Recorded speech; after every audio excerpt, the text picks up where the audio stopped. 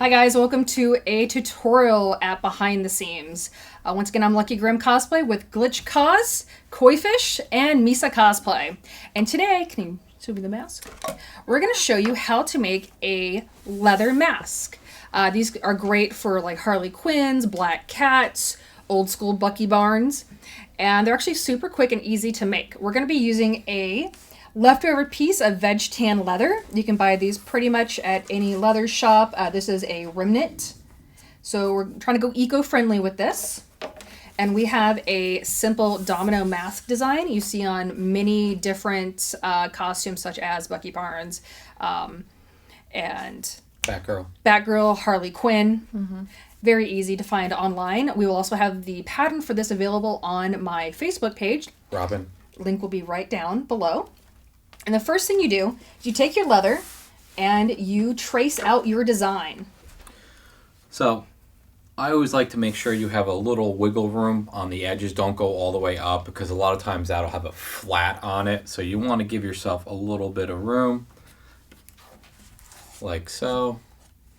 And then what you do is just trace it out, the outside and then the inside. And then once you did that, you have this nice little drawing to go off of. Take your X-Acto knife, and with X-Acto knives, you always want to cut away from you, not towards you, because if you do and you slip, you stab yourself. And then go to the hospital, and then you're down 2 hours instead of working on your mask. So, we're just going to try to follow the lines and always cut away. I like to move myself while I cut this. I'm probably going to go all the way around. You want to make sure you apply good pressure on the mask so you can get it in one cut. And just follow. Rachel, Phil? So he's going to cut around, and we always recommend when you're doing this using a new blade and using a cutting mat like we're using. You don't want to destroy your tables or anything else. And while Kevin's going to be doing this on camera, we're going to be fast forwarding it so it goes quicker. So B-roll? Yeah, B-roll.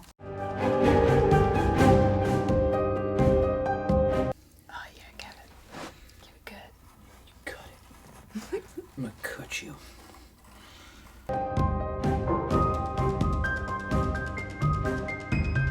Okay, now that we have everything cut out, I'm gonna go ahead and finish our edges because right now they're super well cut, sharp and uneven, and we want something to go against our skin that's nice and looks finished. So I'm gonna use a bevel edger. You can see it has a little forked tongue here, and this is gonna go right along the edges, if I can.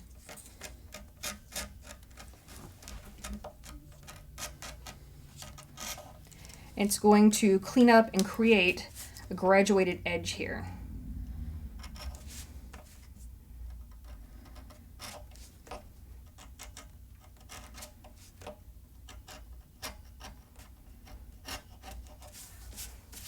Also do it on the inside.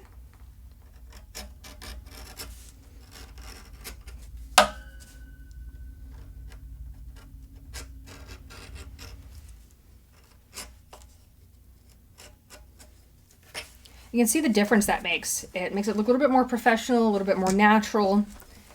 And I'm going to go ahead and do this side. And at this stage, it doesn't need to be perfect because we will still bevel it after it's soaked. Yeah. And what else I'm going to do to help kind of even that out, I'm going to take a smoother, looks like a yo-yo, has this really nice smooth inside. I'm going to dip it in some water. Edge. And so it's going to contour the edges. And we're just going to go ahead and go along the edges like this. And it's going to smooth that out to give you a nice smooth edge. And once you do that all the way around, it gets a little tricky inside the eyes, but you can do it. If it gets a little too tight into the corners, you can use some high grit sandpaper. But this gives that nice, even edge. You can use this too. And we can also use this as well on the insides.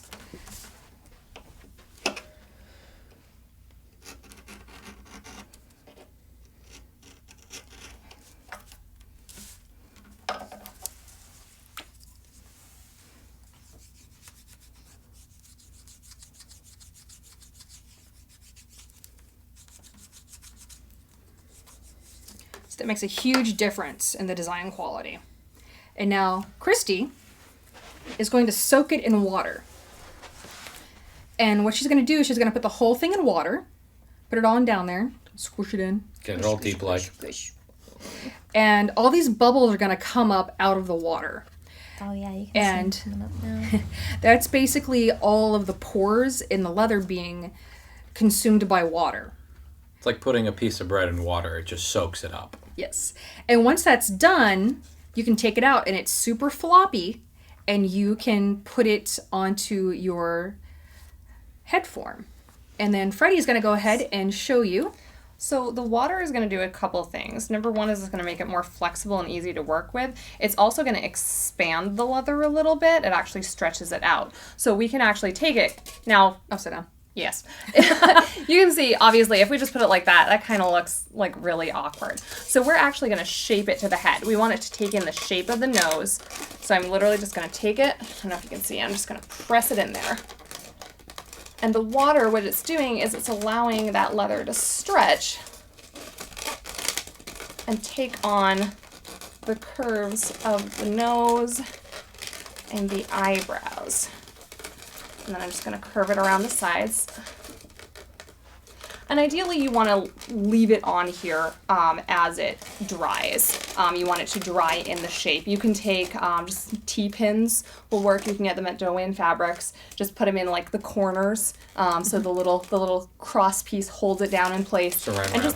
Saran wrap will also work, yeah. And you just let it dry on your head. You can use a styrofoam wig head if you have a plaster face mold or bust cast. You can also work on that. I like working with the plaster because it kind of leaches the water out of it, lets it dry and set up a little bit faster.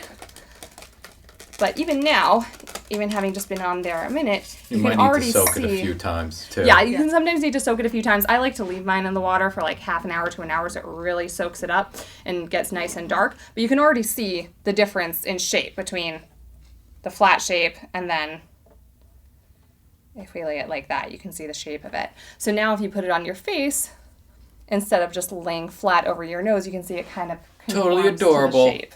Super cute. Can you see the paint? Yes. And so now when you're done and it's dried off completely, you want to take your bubbler and your edge finisher again, just kind of clean up any like odd spots. I like to take a nail buffer cube you can get at Sally's Beauty Supply and kind of get in there into those tight corners. And once you're done forming everything and you've finished all your edges the way you like it, then you can start painting. And my favorite type of leather paint is the Angelus. You can now buy this actually at the Michael's Craft Stores. Yeah. Or on Amazon, and it comes in many different colors. It's pretty translucent because it's a very thin paint, so you're going to have to add a couple of layers. And you can choose to paint the inside or not. A lot of people like to use sandpaper and rough up the inside.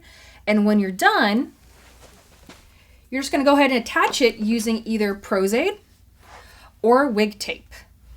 And that's how you make a leather mask, guys. If you want to see any other types of tutorials like this, please let us know. We're here to help you.